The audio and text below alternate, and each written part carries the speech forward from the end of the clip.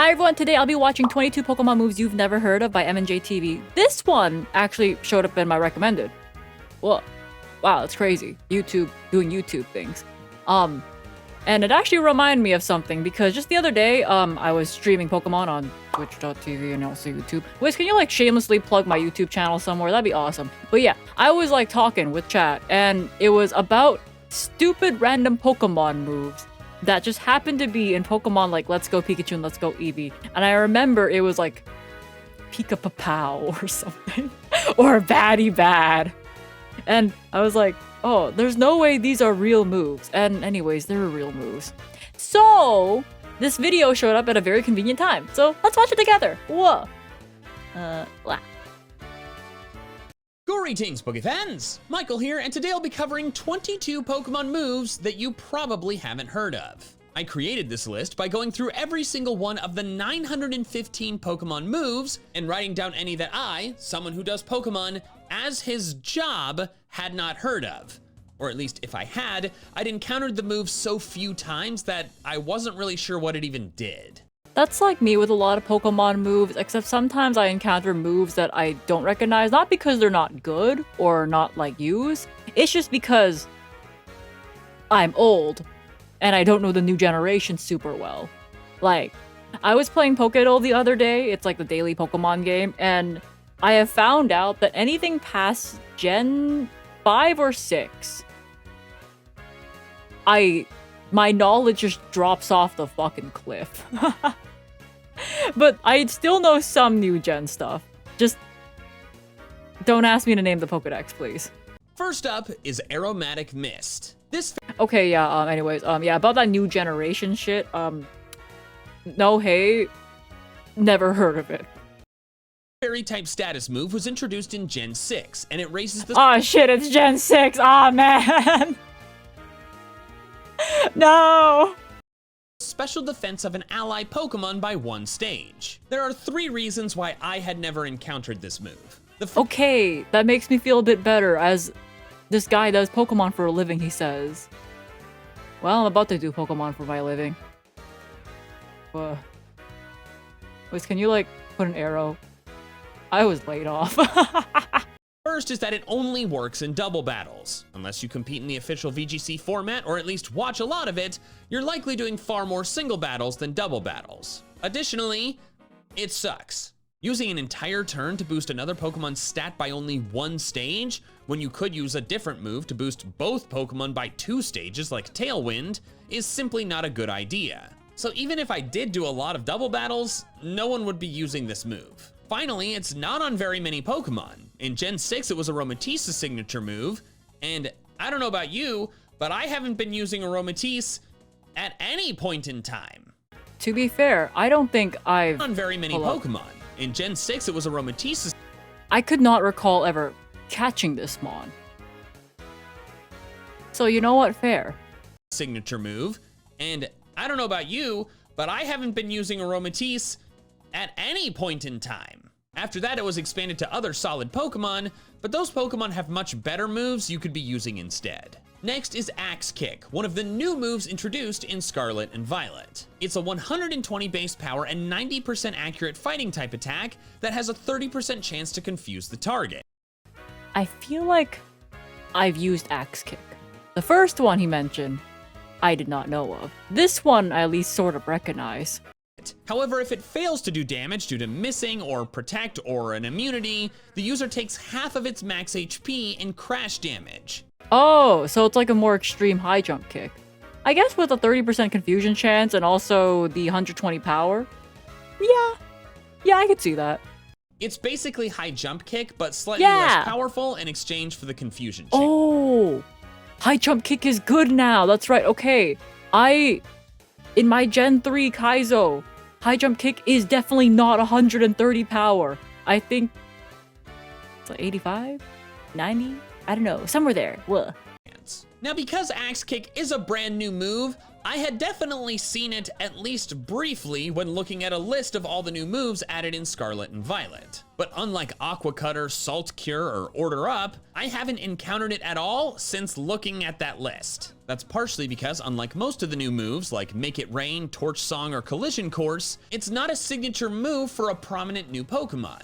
And in fact, it's not a signature move at all. The only Pokemon to learn it are Medicham, Hisuian Lilligant, and Lokix, an old Pokemon, a form not in the game until recently, and a new Pokemon whose type doesn't even match the move. Oh. It's a weird group that are not widely used. One of them is transfer only, and the other two are not particularly good. If you used Lokix or Medicham on your team, then there's a solid chance you've encountered the move, but if you're like me and did not, then you may never have seen this move used a single time.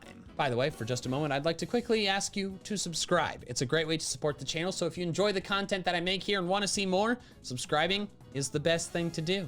The next move on the list is actually a group of moves, but since they're all effectively in the same category, I'm lumping them into just one entry. I was going through the list of moves alphabetically when I saw Bouncy Bubble. That feels like a Let's Go Pikachu, Let's Go Eevee move. Just off the vibe alone.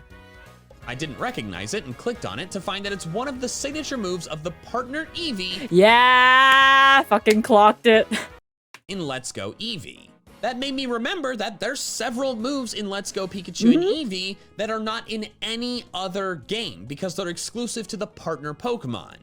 That means if you haven't played those games, you have never encountered those moves. I played Let's Go Pikachu. I thought it was cute.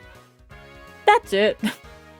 I thought it was cute. I did like that you could ride on your partner Pokemon. Like you could ride on, I don't know, a Charizard or whatever, right?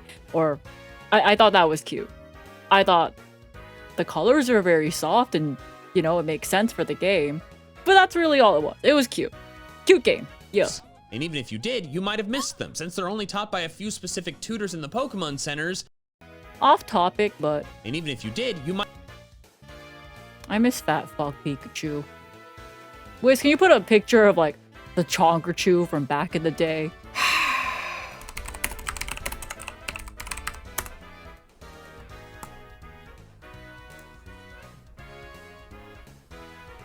Yeah. Thank you, Wisp. Hello, it is I, Shmomipo, and I'm here to tell you, subscribe! Might have missed them since they're only taught by a few specific tutors in the Pokemon centers that you don't have to talk to. The partner Pikachu moves are Zippy Zap, Splishy Splash. Yes, most of them are some of the most childish Pokemon move names you will have ever heard. Floaty Fall and Pika Pup Hat. Floaty Fall. Some of the most childish Pokemon move names you will have ever heard. Floaty Fall. It's a flying type move.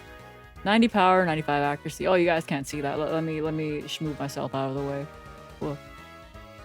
Yeah, that. And Pika Papow. I've played the Let's Go I'm sorry, but that one didn't look like it missed. games, both of them, and I have never used Pika Papow. Apparently, it's a secret 5th move you can use if your Pikachu wiggles the Joy-Con on screen and its power is based on friendship. I return. Don't know. I've never been able to do Pokemon battles with a 5th move, except Z moves, so I've never done it. Didn't know that was a thing. Then partner Eevee gets a lot. It's like 1 per evolution plus a couple extras. Bouncy Bubble, Buzzy Buzz, Sizzly Slide, Glitzy Glow, Glitzy Glow, Sizzly Slide, Bouncy Bubble, Batty Bad, Batty Bad, that's the shit. Sappy Seed, Sappy Freezy Seed. Frost, Sparkly Swirl, and VV Volley. VV Volley. I like the sounds that the Eevee makes in Let's Go Eevee because it goes boy boy boy instead of Eevee. Which I guess is fine because I think that's just due to, I don't know, Japanese phonetics or something like that. But I do find it funny that it just goes boy boy.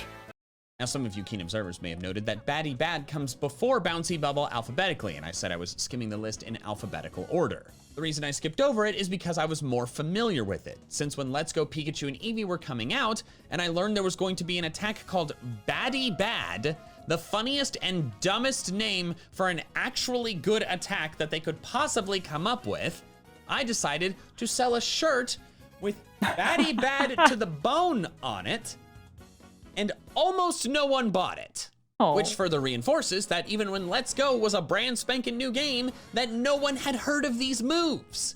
Or it might just be a bad shirt. Which, fair, I don't know why I thought anyone would want to wear this shade of poop brown. Next up is Celebrate, and this move is... Yeah, I probably wouldn't wear that shade of brown either. No offense, but like, my hair's already brown, so like... very difficult to encounter Contrast. because it's an event-exclusive move.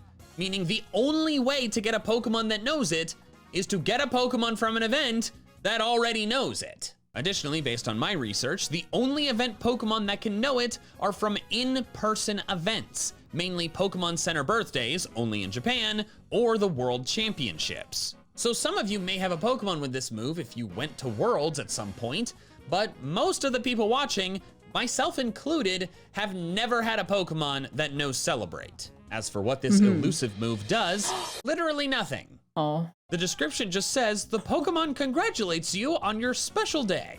Thanks. Okay. Kind of dumb, but also I guess if you're gonna have a move locked behind in-person events, then it makes sense to not make it any good. That does make sense, or else people will be incentivized to get Pokemon that specifically went to certain events, and then, I don't know how, what is it called? The secondhand market of Pokemon trading goes for these types of Pokemon, but it is better that going to a special event only gets you stupid moves rather than really meta-defining moves. Besides, I don't know, the present box is cute. Oh, by the way, speaking of Celebrate, we should all be celebrating because MNJTVmerch.com has a new drop.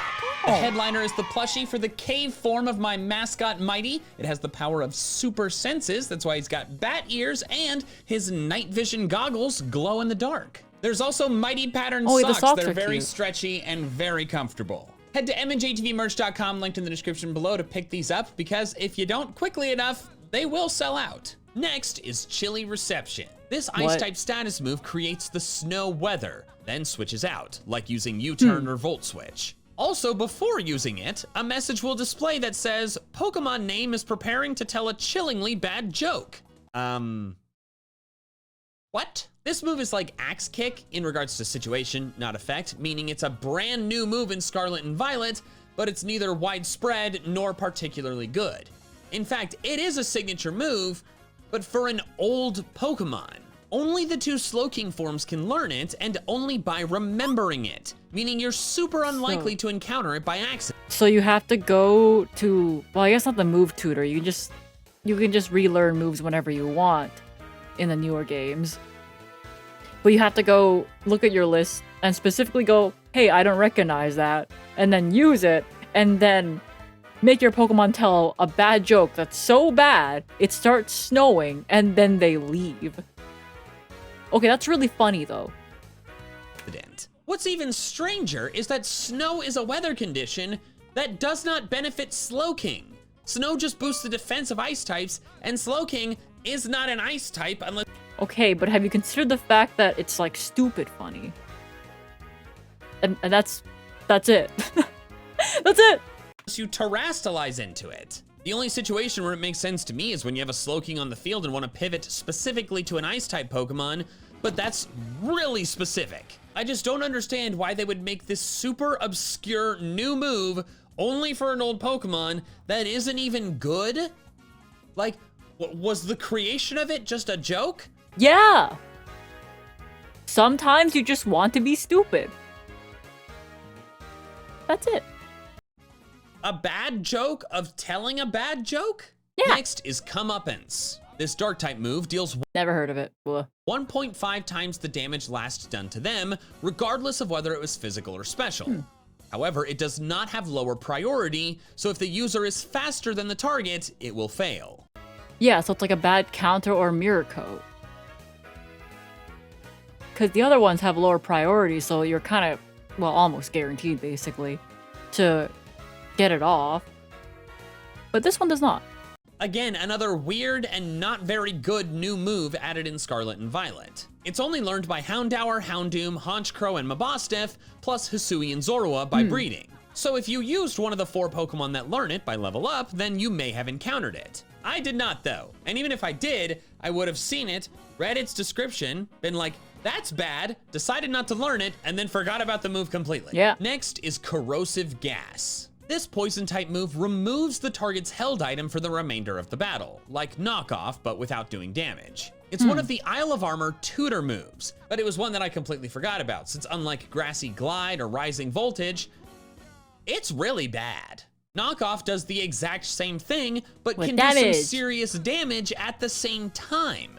Corrosive Gas is not only worse, but it's not even available anymore. Unlike other Isle of Armor moves like Flip Turn or Expanding Force that were given to at least one Pokemon in Scarlet and Violet, Flip Turn I recognize because of this one. Palfin? Like I said, I'm really bad at new Pokemon names, but like, Flip Turn I recognize because of this guy. no Pokemon can learn it outside of the Isle of Armor, meaning it requires Transfer or Metronome to even be able to see it. Next up is Crafty Shield, and I'll admit, I have heard of this move before, but that is only because I've discussed it before. I made this same video concept 4 years ago, back when Let's Go was the most recent game, and Crafty Shield was in that video. While some of the moves from that video did not carry over to this one since they became more widespread, like Fire Lash for example, Crafty Shield is one of the moves that has become less accessible.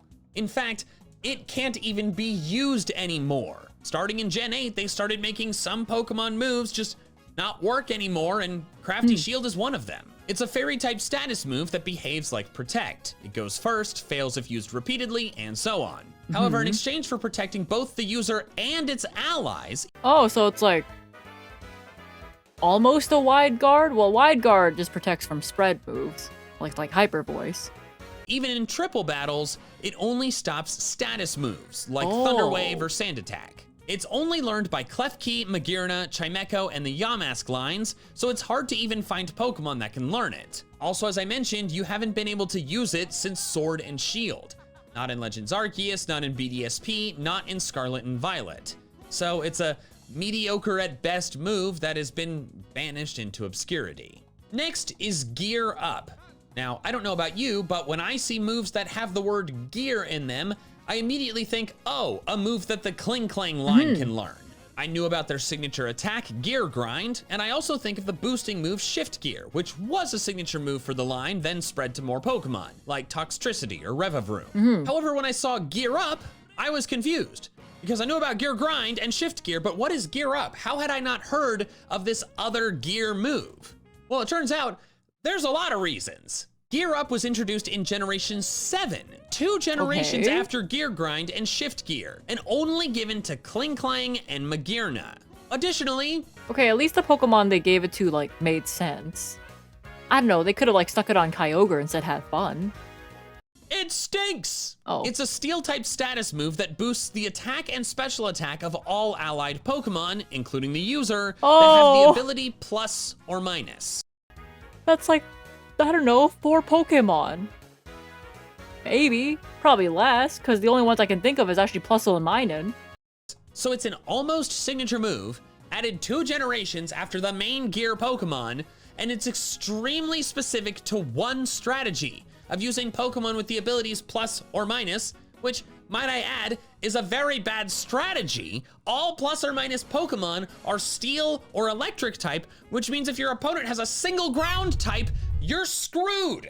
Additionally, it boosts attack and special attack, which is immediately bad since most Pokemon only care about one, but also the plus and minus abilities only boost special attack. It's yet another weird, super situational, and just bad move given to very few Pokemon that also can't be used anymore, so you're never gonna see it. I'll discuss the next 2 moves together because they're both very similar, and also they're right next to each other alphabetically. Those being Yippee! Happy Hour and Hold Hands. Well, Hold Hands is... it's cute. A lot of these moves are just like reasoning. Why I like them. It sound cute. Look cute. That's cute. And like Celebrate, these are event-exclusive moves. But of the two, you're much more likely to have encountered Happy Hour. Happy Hour is a status move that doubles the prize money you receive after a battle, and that's it. Generation 8 did not have a single event distribution of a Pokemon that knew Happy Hour, so we hadn't seen it in a while. But then the Hisuian Zoroark you can get by purchasing the Scarlet and Violet DLC early does know the move. So a chunk of you have seen the move, but if you haven't already bought the DLC, then it's very unlikely you've seen it. Hold Hands is significantly more obscure though. The only time it was distributed to English language games was almost a decade ago in 2014 for the GTS fancy pattern Vivillon, a Vivillon pattern that has become the native pattern in Paldea. Unless you traded for one of the Japanese event Pokemon, that Vivillon is the only way to get this move. However, even if you did get it, like me, it may not even know it anymore. Home now resets a Pokemon's moveset when being moved to a new game, so while my GTS Vivillon still knows Hold Hands, if I try to move it to my Scarlet, it loses the move. Oh. That means even though it technically knows Hold Hands, I have no way of using it, since Scarlet and Violet are the only Switch games Vivillon can go to. I would bet that if any of you have heard of it before, it's because you saw my original video on this topic where I talk about the move and even Hold feature it in hands. the thumbnail. Like, if you've encountered it anywhere else besides my video, I would be very impressed. Oh, also, Hold Hands does literally nothing in battle aside from play a little animation. Super weird move, and also super dead. Next is Ion Deluge. This is another one that I talked about in my original video that is still super obscure. Ion Deluge is an electric type status move introduced in Gen 6. It has a priority of +1, like Quick Attack, and makes it so every normal type move used for the rest of that turn becomes electric type. Okay. So it's like, I guess it's like the status, but instead of an ability like Normalize or Pixelate or Refrigerate or whatever it is, you just have to actively use it and then it becomes electric? That sounds like wasting a turn. So, like so many other moves in this video, it is wildly situational. The only time it seems to make sense is when the user has an electric immune ability and they're fighting a normal type Pokemon. That requires super specific setup though, so it's never gonna happen. Oh, so it's all moves. Okay, not just for the user. Because I was like, okay, but why for the electric Pokemon? Okay. And I think Game Freak realized this. Ion Deluge hasn't been usable since Gen 7. The next move is Lunar Blessing, a psychic type move that, in Scarlet and Violet, restores the user's and its allies' HP by 25% and heals status conditions. To me, that seems like a decently useful move in double battles especially, so I was kind of surprised that I hadn't heard of it. But then I realized the reason I hadn't is because it's a signature move that can only be learned by Cresselia, but also it was introduced in Legends Arceus. Arceus. In that game, the only game where I've had a Cresselia that could know Lunar Blessing, I caught Cresselia for the Pokedex and then just tossed it in the box. Excuse me, the pasture. And then never looked at it again. That means the only time I saw that move was maybe when I was fighting Cresselia trying to catch it, which is a big maybe. Next is Magnetic Flux, which, like Ion Deluge, is another obscure electric status move introduced in This one looks familiar to me, but I could just be bullshitting. Gen 6 that I talked about in the last video. It functions very similarly to Gear Up, but instead of boosting the attack stats of all allies with the plus or minus abilities, it boosts their physical and special defense. Once again, I think it stinks out loud, but unlike Ion Deluge and Gear Up, it's still in the game. You can use it in Scarlet and Violet. They even gave it to the new Pokemon Sandy Shocks at level 91? 91? That's just there for fun. There's like no logical reason why that should be there, but you know what? Yeah, sure, why not? Just give it to him. What? Why? It doesn't even have plus or minus. Who is using this move? Next is Mortal Spin. Look, sometimes I think Pokemon just puts in moves at random places and said, yeah, you can deal with it. Yeah, don't worry. He'll still learn moves late into the game. And we mean late into the game. 91. Pretty gnarly move name.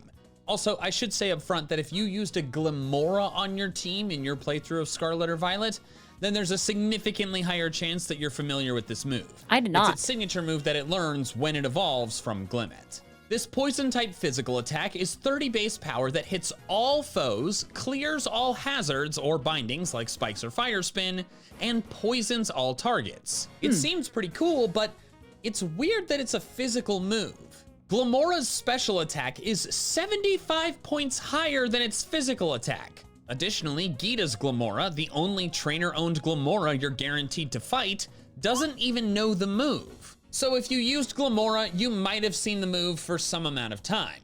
But if you're like me and did not use Glamora, then you're really only gonna encounter the move in the Smogon singles competitive scene, since Glamora is a solid OU Pokemon there. But I don't do competitive battling, so I've never heard of this move. Next is Quash, another move from the previous video that is still really obscure. This Dark-type status move added in Gen 5 simply makes the target move last in the move order.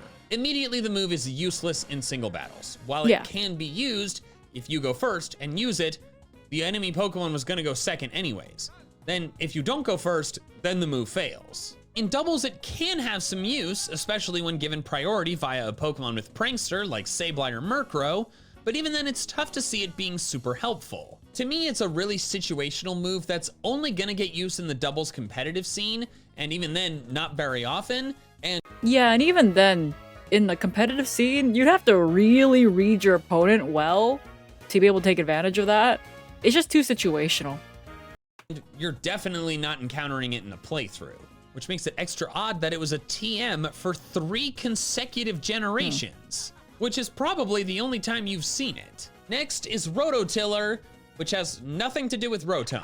This ground-type status move was introduced in Generation 6, and it boosts the attack and special attack of all grass-type Pokemon on the field that are not floating or flying. Yet another stupidly situational move. Why use an entire move slot to only boost your grass-type allies, but maybe enemy Pokemon too? And also, all moves that boost attack and special attack at the same time are not very good. The vast majority of Pokemon are only using one or the other. Yeah. While learned by several Pokemon, it was clear that no one ever used Rototiller, so Game Freak removed it in Gen 8, thus making it impossible to encounter since then. Making this video might be the first time that I've ever heard of it. If I had heard of it before, it was in one ear and out the other. Next up is Spotlight, which I had never heard of in my life before making this video. Spotlight feels familiar. I could not tell you if I've actually used that move in any playthrough ever, but it feels familiar. And I know why. It is hilariously terrible. And it's not like Splash or Hold Hands where it just doesn't do anything. It does something that just actually wastes your turn. Spotlight is a normal type status move that makes the target become the center of attention, like Follow Me. However, this attention focus only applies to the target's foes, meaning the user's side of the field. The point of Follow Me is to protect one of your Pokemon.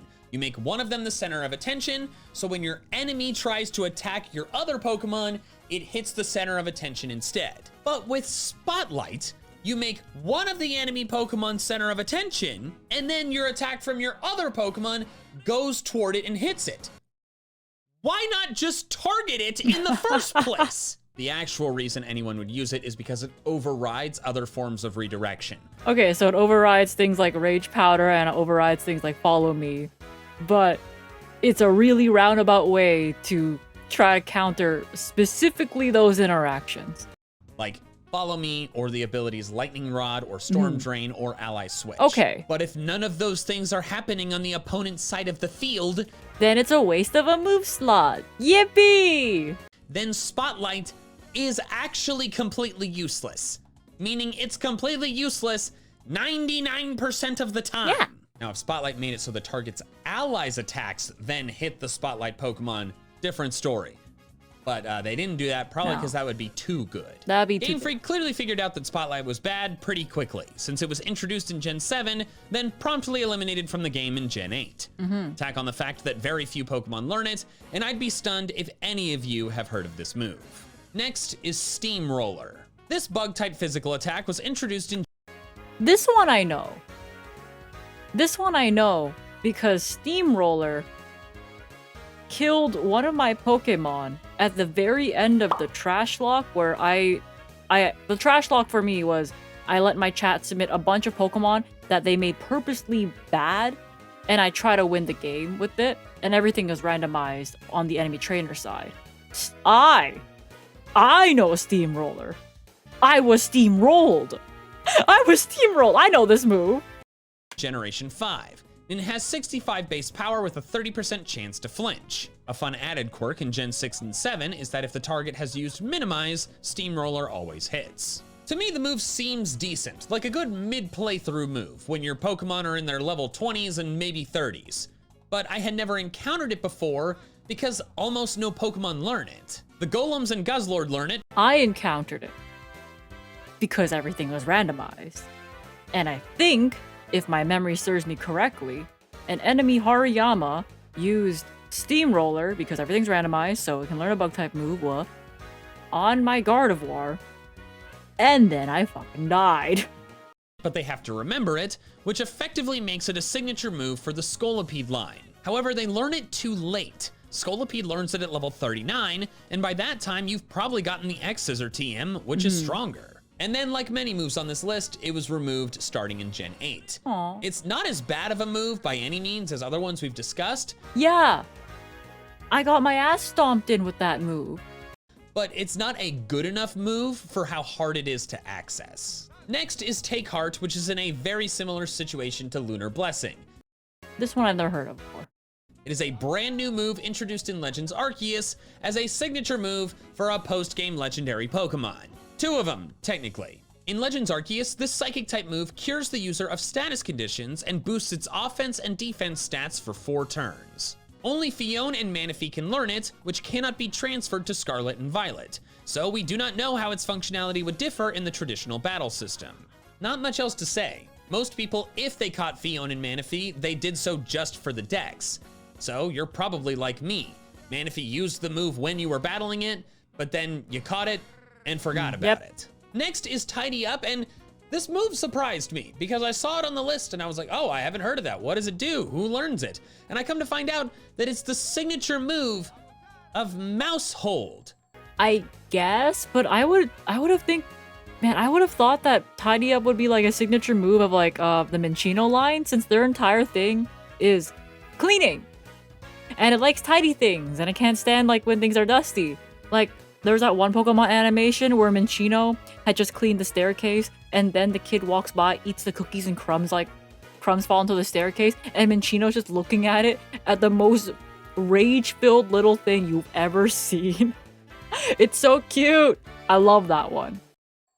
Which already got another signature move. Like I'm sure many of you, I thought Mousehold's only signature move was Population Bomb, an extremely powerful move that caused it to get a lot of usage in VGC. But it also gets a move called Tidy Up? This normal type status move raises the user's attack and speed, plus clears away entry hazards and substitutes on both sides of the field. Mousehold only learns it from the move reminder since it's a level 1 move. It doesn't seem like a bad move, especially in the singles metagame like Smogon, but since I've never used Mousehold, and when I saw people using Mousehold, they were just spamming Population Bomb, I'd never encountered it. And finally for this video is Toxic Thread.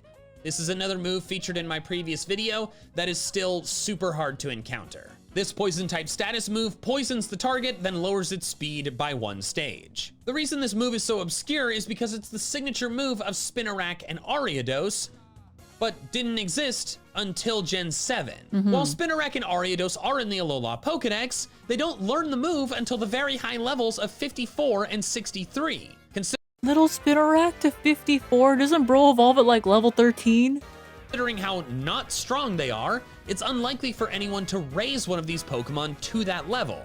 Add on that Spinarak and Ariados are not in Sword and Shield or Scarlet and Violet, and that means the only games where you can possibly encounter this move are the Alola games and BDSP. Although it can be called by Metronome in Scarlet and Violet, so maybe that means we're getting Spinarak and Ariados in the DLC? That wraps it up for Pokemon moves that you probably haven't heard of. Thanks so much for watching, and don't forget to subscribe if you haven't already. But that is all I have for now. So until next time, Poke fans, gotta catch them all! Okay, that was neat, because on one hand, I had heard of some of these moves, although... Yeah, no, the first one, I was just like, okay, we're starting off not very strong. I had not heard of that. But I had heard of a lot of the ones from Pokemon Let's Go Pikachu and Let's Go Eevee, but that was kind of where my knowledge ended. And the Steamroller was nice to see because that one I recognize. Anyways, thank you so much for watching this video with me. Bye, bye, bye, bye. I don't know, bye.